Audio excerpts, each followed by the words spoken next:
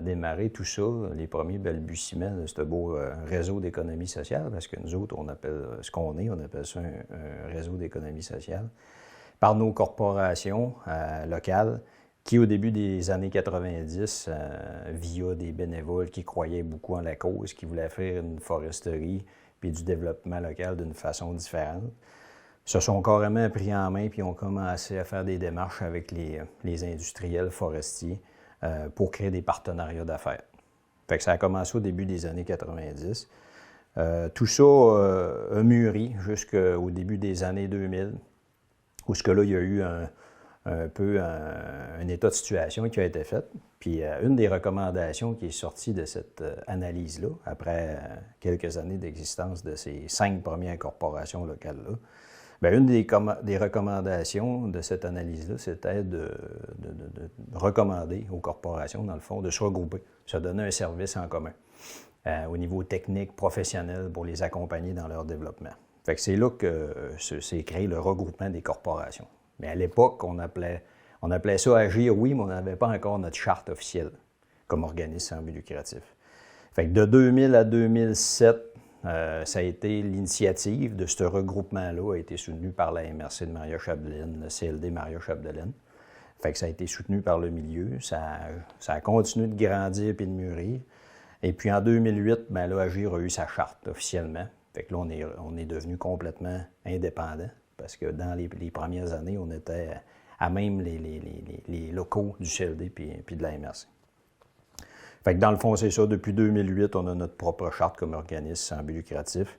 Agir, on vit de nos propres moyens, fait qu'on n'a pas de financement public pour notre fonctionnement, fait qu'on vit vraiment des services qu'on vend à nos membres puis à nos clients. Fait qu'aujourd'hui, comme je disais au départ, il y avait 5 corporations membres. Maintenant, aujourd'hui, on est rendu 12.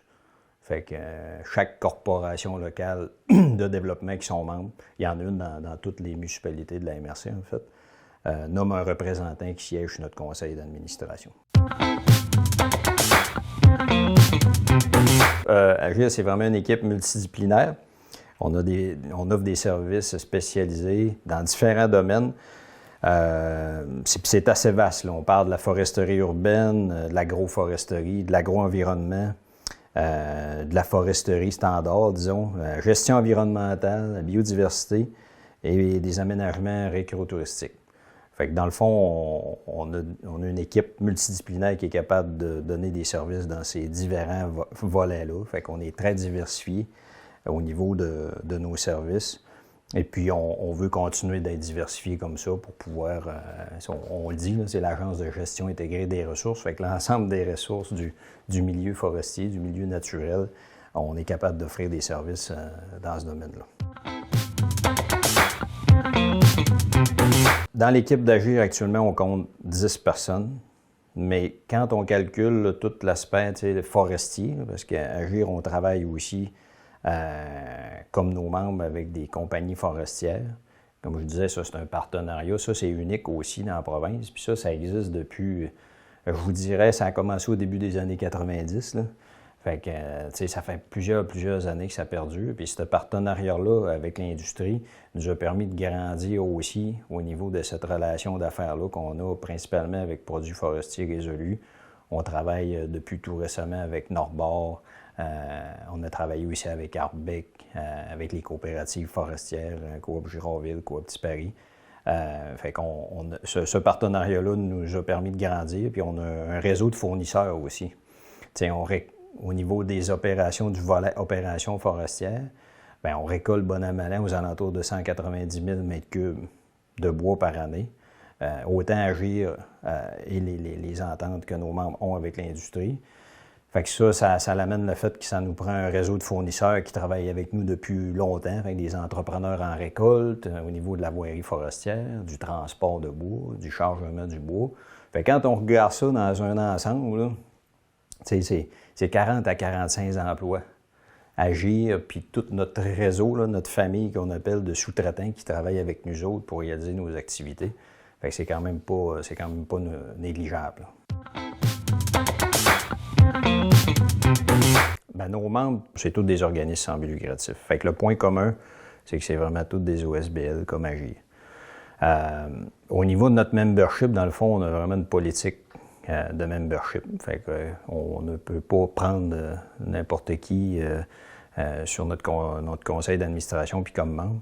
Fait que pour devenir membre d'Agir, dans le fond, il faut que tu serves la même cause que nous. Puis je vous disais que depuis 3 ans, on est parti de 8, on est monté à 12.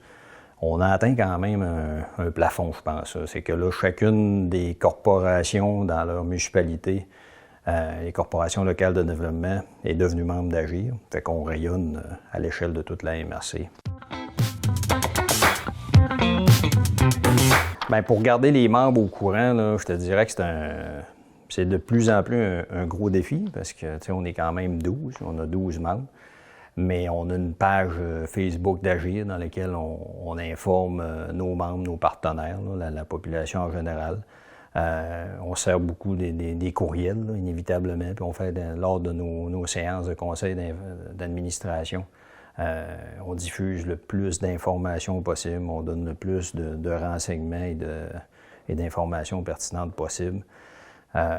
Mais ça reste un défi là, de communiquer quand on a plusieurs personnes qui sont interpellées. Là, ça reste quand même un défi important, mais on sert des bons moyens de communication qu'on a aujourd'hui là, pour informer nos gens le plus possible. Dans le fond, là, à l'époque, c'est le modèle qui correspondait parfaitement à ce que les membres voulaient. C'est eux qui l'ont mis en place, le regroupement, qui ont mis en place Agir. Fait que c'est un modèle qui paraît être le mieux pour notre fonctionnement, puis c'est ça qu'ils souhaitaient. Ce modèle-là, dans le fond, ce qui nous permet, c'est de pouvoir réinvestir une partie de nos surplus dans notre mission, puis celle de nos membres. Fait que on vise à maximiser les retours financiers dans les communautés. Fait que pour maximiser les retombées économiques, sociales et environnementales, bien, ce modèle-là de gouvernance d'OSBL nous permettant de faire ça facilement. Au niveau de la gestion, un OSBL, ce qu'il faut comprendre, c'est que c'est un modèle de gouvernance qui est différent puis qui demande une gestion différente. Il faut vraiment travailler comme si on était une famille. Il faut travailler en équipe, autant avec nos partenaires, avec les employés, avec nos fournisseurs, avec nos administrateurs. Puis il faut progresser lentement. Fait que ça va peut-être pas aussi vite qu'une entreprise privée, mais ça peut aller aussi loin. Travailler en équipe avec un CA, ça demande des habilités. Il faut être un bon facilitateur. On a toutes sortes d'individus avec toutes sortes de valeurs, il y a des gens qui sont différents. Il faut apprendre à dealer avec ça. Il faut être proactif, il faut être vraiment attentif, percevoir des changements, bien informé pour dynamiser le conseil d'administration. Puis la clé du succès dans notre cas, c'est on donne des résultats, nos membres sont contents, nos clients sont contents. Fait que c'est une belle façon de garder une belle dynamique au niveau de notre membership, au niveau des bénévoles qui s'impliquent aussi. Moi, je pense qu'on n'a pas atteint encore nos limites. Je pense qu'on est capable de grandir encore puis d'évoluer encore. On a tout récemment fait une planification stratégique un peu pour répondre à ces questionnements-là. Là. On se repositionne. Ça faisait plusieurs années qu'on grandissait puis qu'on gérait une croissance. Puis il faut s'adapter à tout ça. Puis la planification stratégique nous a vraiment permis de se repositionner puis se fixer des objectifs pour les 5 prochaines années. Fait que oui, on va continuer, surtout là, les principales en ligne, c'est au niveau de notre membership, on est toujours ouvert à l'agrandir.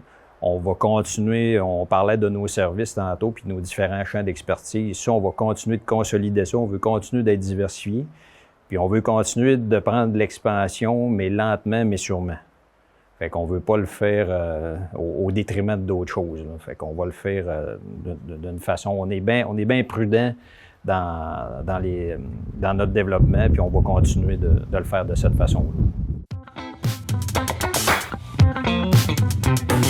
En tant que gestionnaire, moi, d'une entreprise d'économie sociale, bien, ça demande vraiment des bonnes habiletés. Puis ça demande surtout, dans le fond, faut que tu travailles comme un bon père de famille, parce que tu travailles avec plein de gens. Ça demande beaucoup d'habiletés, puis il faut se rappeler qu'une entreprise d'économie sociale, bien, ça doit servir sa cause.